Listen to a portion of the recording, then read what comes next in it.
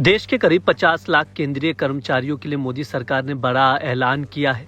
Cabinet की बैठक में आज 8वें वेतन आयोग को मंजूरी दे दी है। मिनिस्टर अश्विनी वैष्णव ने आज कैबिनेट के फैसले पर प्रेस कॉन्फ्रेंस के दौरान ये बताया कि ये कैबिनेट के एजेंडे में नहीं था, लेकिन प्रधानमंत्री मोदी ने 8वें वेतन आयोग को मंजूरी देने का फैसला किया है। केंद्रीय मंत्री ने यह भी कहा कि आयोग के चेयरमैन और 2 सदस्यों की नियुक्ति भी जल्द होगी। बाकी किसी भी तरह की जानकारी इसको लेकर साझा नहीं की गई है। वैष्णव ने बताया कि 1947 से लेकर अब तक 7 वेतन आयोगों का गठन हुआ था।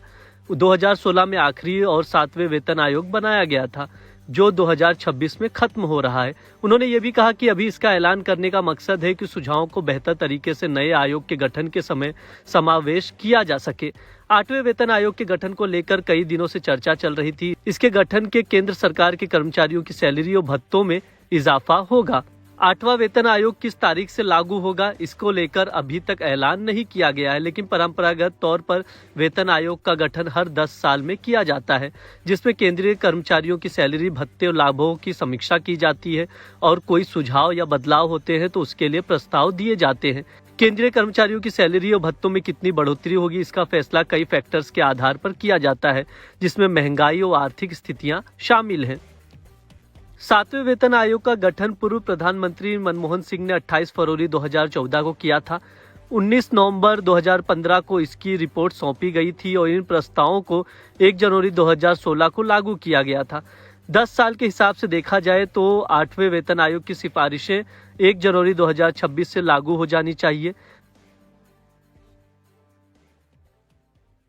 मैं साथियों इसके बाद में आता हूं, जो कैबिनेट में नहीं था फैसला, लेकिन आपकी जानकारी के लिए रखना चाहता हूं। माननीय प्रधानमंत्री जी ने केंद्र सरकार के सभी कर्मचारियों के लिए 8th सेंट्रल पे कमीशन को मंजूरी दे दी है।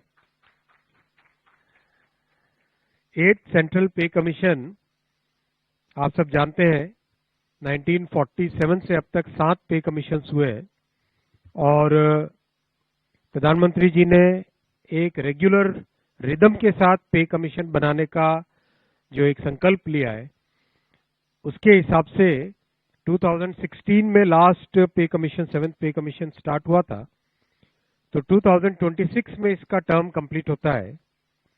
उससे वेल बिफोर 2025 में 8th पे कमीशन स्टैब्लिश करने से सफिशिएंट टाइम मिलेगा so that the recommendations can be received well before the completion of the period of 7th pay commission.